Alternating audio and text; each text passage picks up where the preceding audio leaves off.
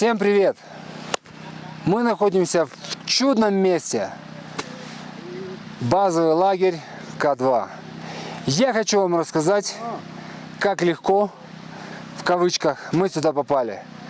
Все началось с того, что ковид, и после Непала Пакистан внес страны, которые не могут посещать Пакистан. И Украина оказалась в том списке. Непал оказался в том списке. То есть вы понимаете, вдвойне проблема. Мы не можем прийти сюда со своими шерпами, и мы не можем прийти сюда сами. Но, открыв визу Mountaineering, нелегко и не быстро, в отличие от американцев, которым открыли визу всего лишь за 2 дня, мы попали сюда.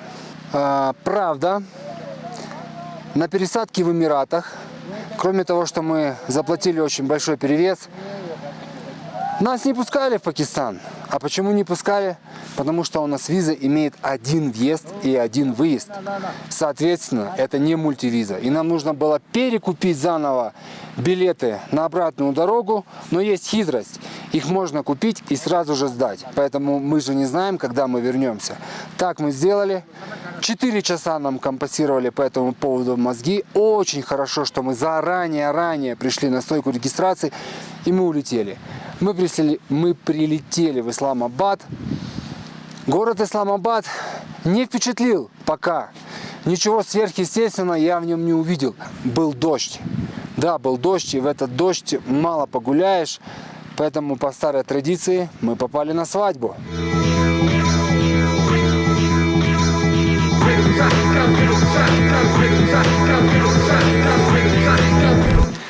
После свадьбы на следующий день, рано утром, мы сели в самолет, должны были сесть в самолет и улететь из Исламабада в Скарду.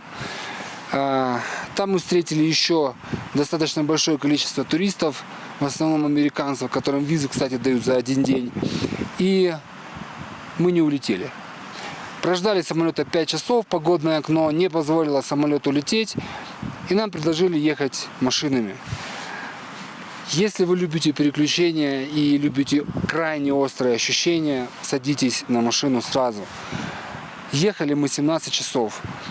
Проблема не во времени, проблема в том, что это Honda CR-V, кто разбирается в машинах знает, загруженная полностью нашими баулами, горным оборудованием. У каждого баула, наверное, по 3, по 2, и это 60 килограмм. В общем, полтонны мы грузим в эту небольшую Хонду и движемся по горным дорогам. 500 килограмм мы ложим на вот этот Гном 4 и отправляемся в шикарное путешествие по Пакистану. По минным полям, по местам, где воруют людей.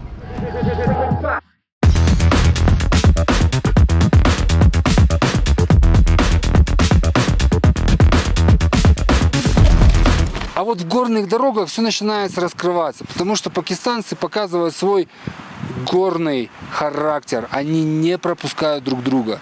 То есть по вот этим серпантинным дорогам движется машина со скоростью от 120, может быть и больше. И никто никому не уступает. То есть пристегнуться, наверное, может быть не поможет, потому что там обрыв, встречная машина огромная. И единственное, что останавливает и заставляет их сбрасывать скорость, блокпосты. На блокпостах мы показываем копию документов, они ее забирают, смотрят очень, как это сказать, подозрительно смотрят, но когда ты выходишь с машины, начинаешь с ними разговаривать, они очень доброжелательные люди. Остановили на границе, да, и проверяют документы. И не пропускают, что-то там не нравится им. Но вообще не понравился им, конечно же, Назар, потому что он сидит с камерой.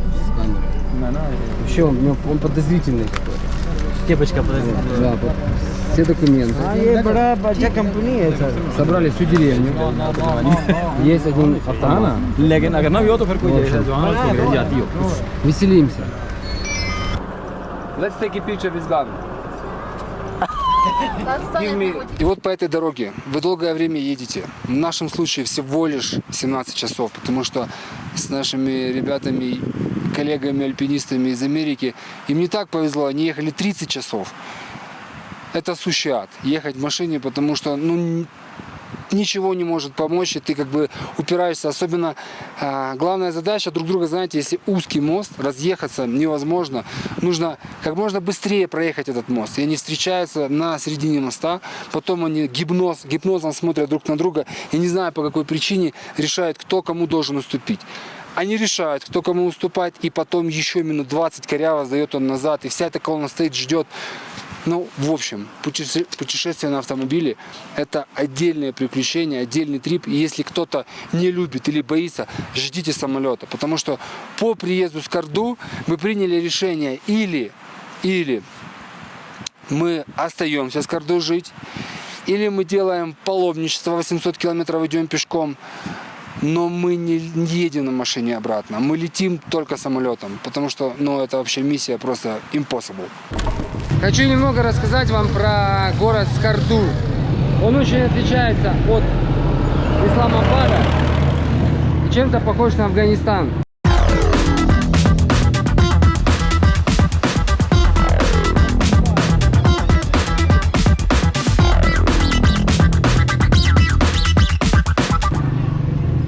Hi guys. Hi. Where are you from? From Ukraine. Ukraine, yes. Неплохо говорят люди на английском языке, прям очень неплохо. Очень неплохо говорят для такой деревни на английском языке. Если не все, то многие. Можно фотографировать, снимать видео абсолютно везде, абсолютно всех. По крайней мере, мужчинам. Не знаю, как женщинам, но мы заходили в любой ресторан, в любое кафе, на кухню, полицейским. Все можно, абсолютно все можно. И они приветливые, но очень суровые лица изначально. Но потом, когда ты начинаешь общаться, это крайне приветливые люди.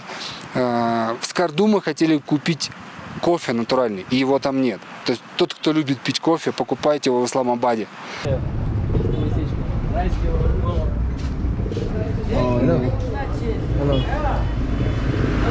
Hello. Good, thank you. Coffee. У них нет кофе, у них чай. Пошли. И вот на следующее утро за нами заезжают машины, говорят, собирайте баулы. Мы выезжаем в лагерь Йоко на высоте 3100 метров. Когда мы вышли из отеля, нашему удивлению нет предела. Почему? Потому что Honda CR-V, на которой мы приехали, это просто мега классная тачка, потому что сейчас нас грузят в машину 65-го года Toyota на рессорах сзади и спереди.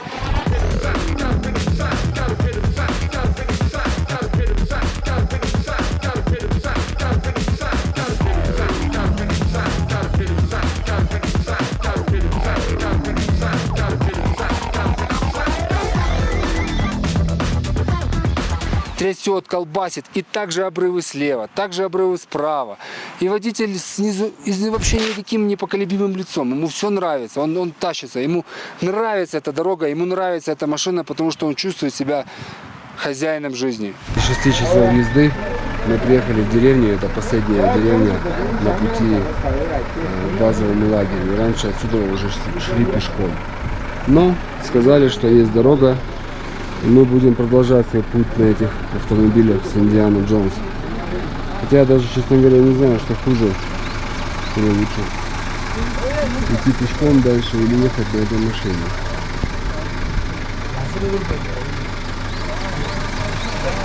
Мы доезжаем до лагеря Йоко, 3100 метров. Выгружают наши вещи, ставят палатки. Что особенно, туалеты и душевые, они современные, отдельно стоящие, с чистой водой. Ну, то есть в этом плане вы не переживайте. В Пакистане все будет прям, туалет у них на первом месте. Джула Кэмп. Сейчас я вам покажу туалет. Где-то мы находимся в Балдо. Вот так. Начинаю записывать видео вам с моей палатки, откуда начинается трекинг к базовому лагерю К2. Все так же, как и на Эвересте, в принципе. Те же палатки. Единственное, что здесь довольно пыльно. Good. How is going? Good. Yeah, super. А вот так скромно живут портеры, которые приносят наши грузы. Сейчас начался небольшой дождь. Hello.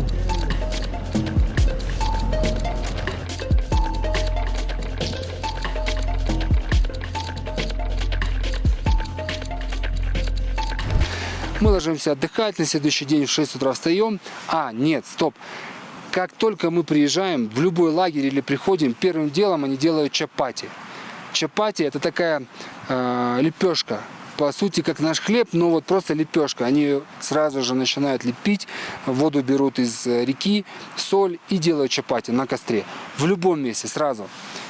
На следующий день мы проснулись и выходим в 6 утра, позавтракали, в том числе чапати. Рацион чапати всегда. Не пугайтесь едой. Нас очень пугали, что в еде, в Пакистане нет еды нормальной. Берите мясо, берите сало, берите. Мы это все взяли. Но просто в восторге от того, что здесь как кормят. Очень вкусно. То есть, конечно же, мясной рацион. Но салаты, мясо и чапати. Вы не будете голодны. Здесь вот с едой вопрос вообще решен. Можно с собой брать ничего. Мы выходим. Нам выдают зонтики. Просто зонтики от дождя. И мы с этими зонтиками прячемся от жары. Проходим 20 километров. Идти можно в кроссовках. Важный аспект. Не обязательно хотите в ботинках. Можно в кроссовках. Но песка все равно очень много по пути. Поэтому что в кроссовках, что в ботинках, песок будет внутри ваших ног.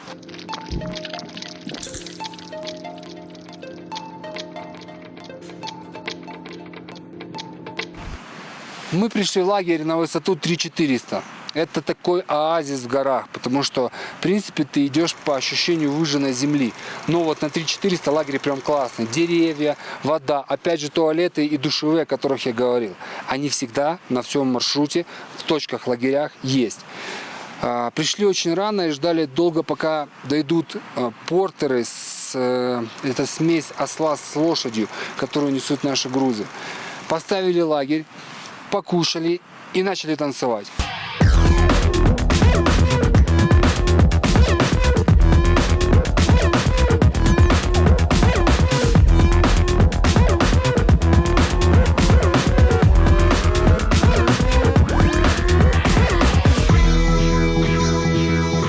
Позавтракали очень рано, в 6 утра, и пошли в следующий лагерь на 4400. По пути нам разложили обед. То есть мы решили идти медленно, потому что ты приходишь в лагерь, тратишь силы, все равно ждешь. После 2,5 часа трекинга остановились на ланч. Can I say? You live here? Yes? Zero. Okay. Сразу дым никуда не уходит, он остается здесь, все черное. Как баня по черному. Thank you, good luck.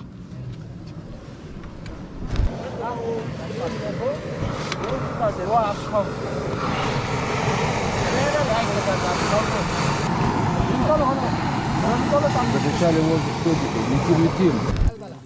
Мы сели пообедать, почувствовать себя. Кстати, вот наш обед — это мивина, сладости, чай. Но чувствуешь себя все равно королем.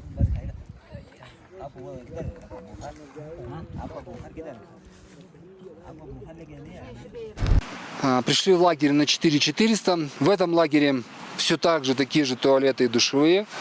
Также ставят палатки и готовят чапати и сразу же ужин. Что отличает, наверное, от самых популярных маршрутов Непала, вас ждут более длинные расстояния. Вам нужно рассчитать силу, что вы пройдете 18-21 километр в день, и по пути не будет ни лоджий с кофе, ни каких-то там заведений, ничего. Просто вы идете по горной местности. Мы пришли в наш третий лагерь. Шли мы сюда 6 часов 30 минут. И 17, ну почти 18 километров. Высота 4400. Опять очередной ледник. Очень красивый. И сейчас тут пакистанцы будут ставить наш лагерь. Делают они это быстро, поэтому мы готовы. А вот в таком жилье живут они. То есть, такую вот палатку они все здесь выравнивают, чтобы не было льда. и накрывают клеенкой. Все. И это их палатка. Hello. Вот это не спать. Motor life. Вот туда. Чапати. Yeah, chapati. Paratha. Paratha. Сюда чапати.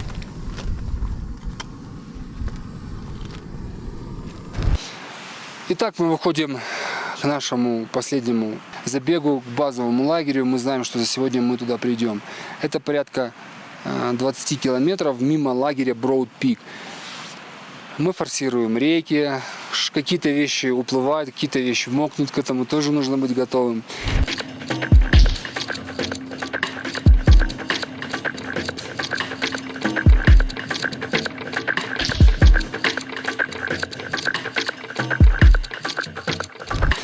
И приходим на такой перекресток, в горах перекресток, если можно его так назвать, где стоит вышка мобильной связи. Просто вот в Пакистане в базовом лагере работает LTE при хорошей погоде. К2. А так выглядит интернет на высоте 4600. Он подходит к базовому лагерю. Правда, сейчас не работает. Пару дней назад упала вышка в базовом лагере. Мы понимаем, что эту вышку, скорее всего, поставили для военных, потому что в стороне у них конфликт с Индией и 20 километров до границы. Летают вертолеты редко, и они всегда летают по 2 по военному уставу на расстоянии примерно километра. Мы узнали о стоимости, сколько, если что, будет стоить улететь с базового лагеря, чтобы не проходить опять 5-дневный маршрут. Это будет стоить примерно $20 тысяч вертолетом советским Ми-8. Проходим лагерь Broad Peak. Broad Peak, я себе представлял лагерь такой маленький, окей, но гору более, что ли, податливую, спокойнее. Но это гора с характером, как и все, что в Пакистане. В этом лагере Broad Peak вы видите гору, вы видите другие восьмитысячники, но Broad Peak не легкая гора. И люди, которые в Broad Peak, конечно же, стараются обесценить К2 и сказать, что Broad Peak все-таки круче, чем К2. Окей, мы с этим соглашаемся и идем через 1,5 часа к лагерю, базовому лагерю К2. Потеряться на подходе к базовому лагерю невозможно, потому что всю дорогу ведет кабель. Вот такой. Иногда их 2, иногда 3, но в любом случае кабель есть. Это для военных. Какая-то спецсвязь. Базовый лагерь К2, он, знаете, он гораздо меньше, чем базовый лагерь Эвереста. Он такой компактный. Если сравнивать базовый лагерь Эвереста, он, наверное, как Лас-Вегас. А К2, он такой вот уютный дом. Маленький уютный дом. И здесь нет никого лишнего. Здесь все идут только на К2. И ты точно понимаешь, если ты встречаешь человека, он идет с тобой на вершину.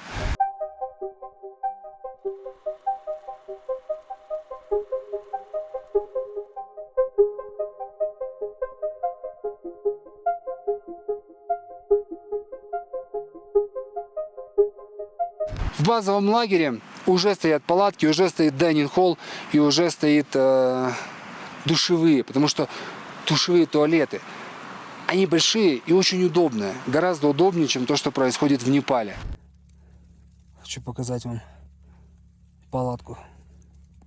Мне довольно комфортно одному. Вкладываешь свои вещи, много карманов. Наверху то, что самое необходимое, там обычно так. Ну все, этого ждем на следующие от 30 дней. А еще мы в обед едим на белых тарелках. Нам приносят все в стеклянной или же железной посуде. Тент. Время, в котором мы проводим больше всего. Едим, пьем чай, сидим, смотрим фильмы и кушаем.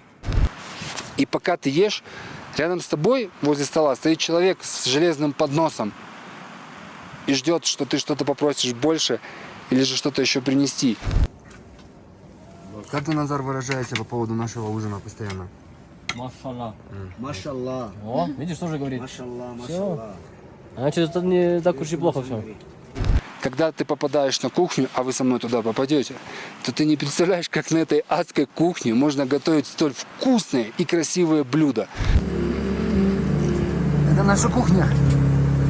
Hello sir, how are you? I'm good. Hi sir.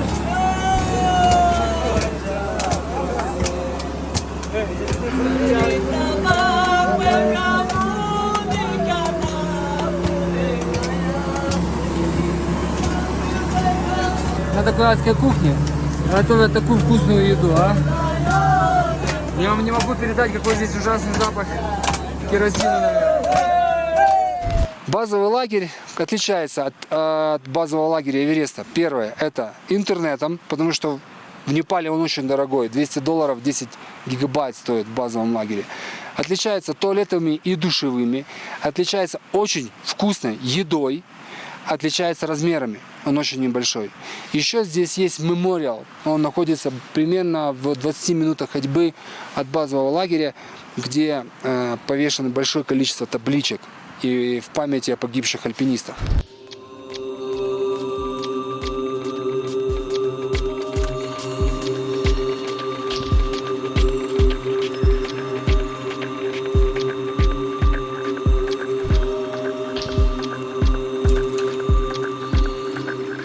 Две ночи мы переночевали в базовом лагере, и нам уже не терпелось идти на акклиматизацию на гору К2.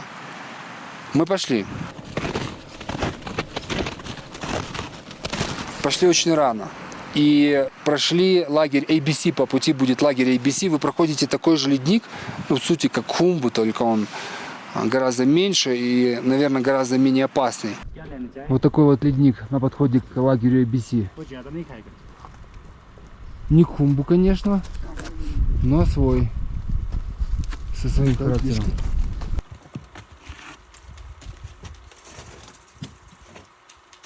Проходите лагерь ABC, нужно набрать высоту за день с 5100 на 6100, это первый лагерь. Мы пришли в лагерь ABC за 2 часа 30 минут, это 4 километра, 4,5. Ну такой лагерь, сколько, раз, два, три, четыре, пять, где-то под 15 палаток. Отсюда начинается подъем в лагерь 1. Весь подъем вот примерно под таким углом. И практически ты идешь на жумаре, ну, либо же на кошках и опираешься на ледоруб. Лагеря, в которых ты спишь, лагерь 1, он находится на таких вот резких обрывах. И в нашем случае с не очень хорошей погодой нужно было всегда ходить пристегнутым. То есть вы не можете походить по лагерю 1. Мы пришли в первый лагерь. Я за 7 часов. Ира быстрее. Передвижение по лагерю только по перилам. Мы спали в этой палатке. Сейчас выходим из лагеря 1 в лагерь 2. Вышли из палатки, пристегнулись, сходили в туалет, ну, может быть, там в другую палатку как-то аккуратно прошли и вернулись, потому что, ну, опасно. Из лагеря 1 мы выдвинулись в лагерь 2. Маршрут все время под таким углом. И мы пришли к камину. Но в этом камине завис гид пакистанский. Он не мог разобраться, как ему подняться. Там один портер не может пролезть. Ему плохо, наверное. Что такое ждать на горе? 20 минут это уже ты замерзаешь, что тебе крайне холодно. Все, что были теплые вещи, мы на себя их уже одели. В общем, мы пролезли камин, подошли ко второму лагерю, и совсем погода испортилась. Мы 2 суток просидели в палатке, 2, потому что выходить из нее было некуда, незачем и крайне некомфортно. И ты все 2 суток вот так тебя колбасит эта палатка. Это психологически тяжело, это давит на голову, к этому нужно привыкать.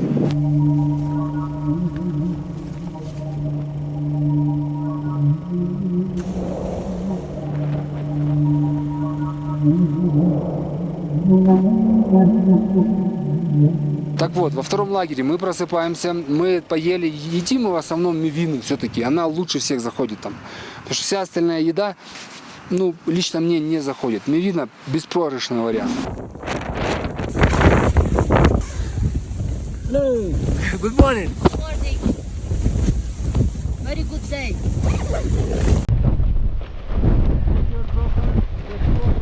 Все палатки порваны. Только Кайлас удержался.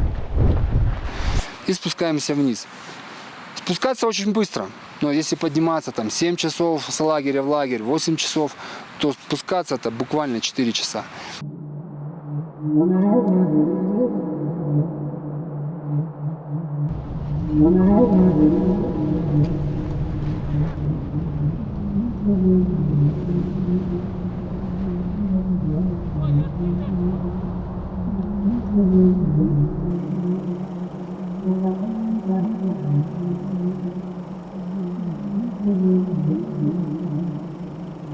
Вот мы спустились в лагере ABC, сняли кошки, оставили весь свой материал, все свои теплые вещи и пришли в базовый лагерь. Потому что базовый лагерь крайне комфортный, опять душ, опять туалет полноценный, ходишь, все безопасно, все комфортно, очень вкусная еда. Довольно приветливая компания, и мы ждем погодного окна. Ребята до сих пор не сходили на Broad Peak, потому что много снега. Они находятся в 3-м лагере, ночуют и, возможно, сегодня или спустятся вниз, или сделают попытку.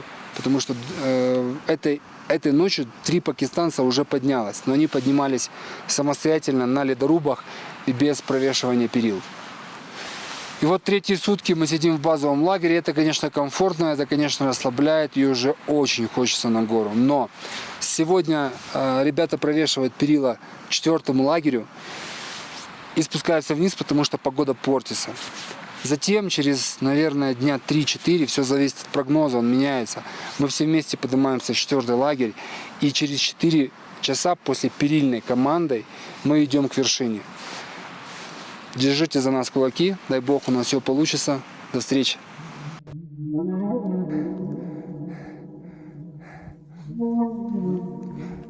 Часов 6 иду. Мы подходим к Bottleneck. Вам ее видно. Вот он Bottleneck, и на подходе Ира с командой шерпов. Так выглядит штурмовой лагерь 4. На горе видим наших шерп. Очень важно посушить внутренники, потому что они мокрые. И в минус это чревато обморожениями пальцев. На К2. Наверное, большая редкость. На Broad Peak ребята тоже сходили все.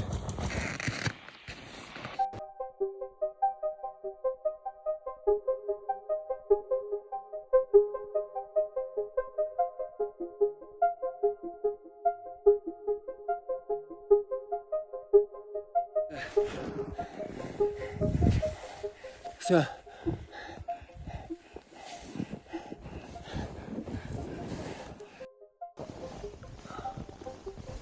Спускаемся. Очень тяжело. Вот врать не буду. Спуск. Это правда очень тяжело. Вот наш последний спуск по этим местам. Очень надеюсь. Устал, сказать ничего. Так еще никогда. Ой. Привет, друзья. Мы спустились с вершины.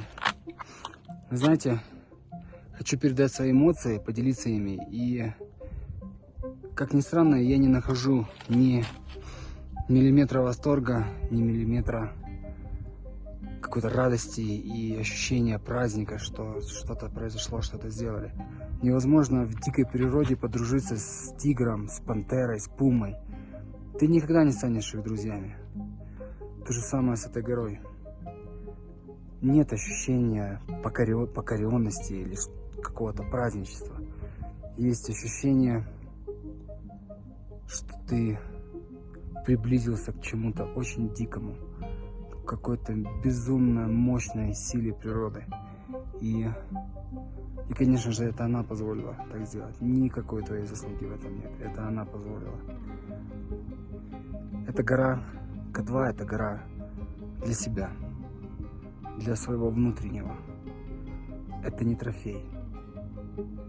Это что-то глубокое.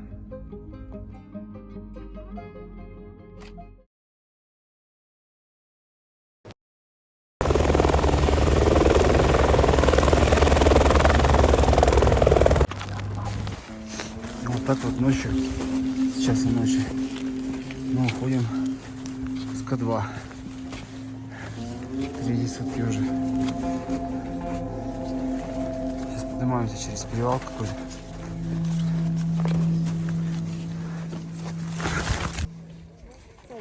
That is my shoes because it's В общем, wet. ребята занимаются тем, что кроме того, что они делают чапати, вот чапати у них другие они, чапати, они еще провешивают перила на вон тот перевал, куда нам завтра надо перейти. И стоит это $40 человека.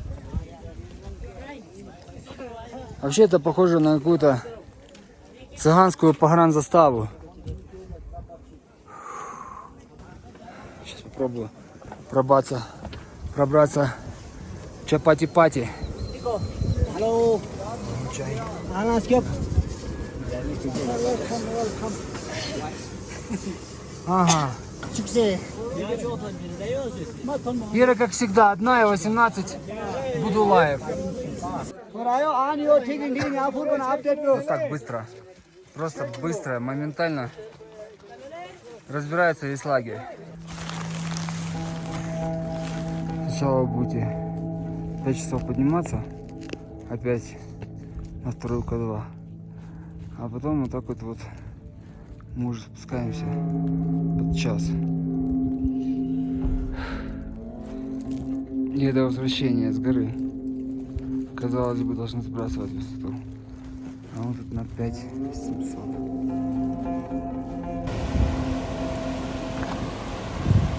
Это все наш переход с базового лагеря. Я не знаю, как его назвать. -1, наверное. Какой-то ориентир по маршруту является вот эта тура. Ну, их ставят каждые, наверное, 100 метров.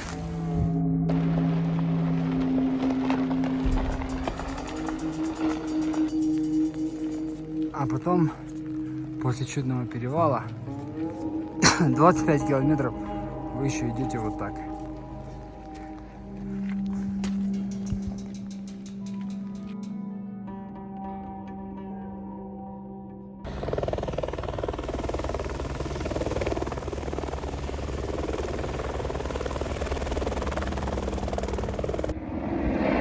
Они прилетели забрать парня, который порезал руку. И ждал вертолета 3 дня. Нет, 2 дня. 2 дня и $40 000, чтобы забрали его вертолеты и отвезли в Скарду.